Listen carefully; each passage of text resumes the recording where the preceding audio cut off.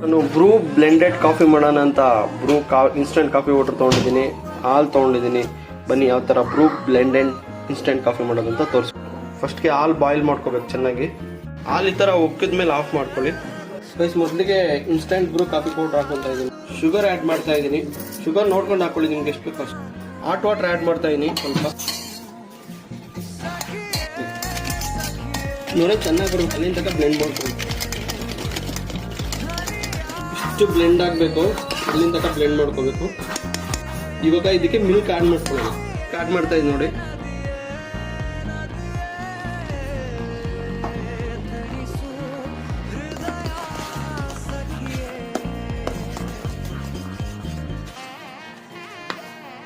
Serve ಮಾಡ್ಕೊಡಿ glass.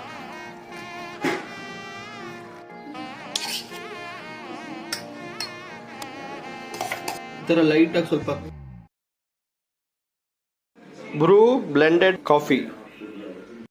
ಬ್ರೂ blended instant coffee ready ಆಗಿದೆ. Taste ಮಾಡೋಣ ಬನ್ನಿ.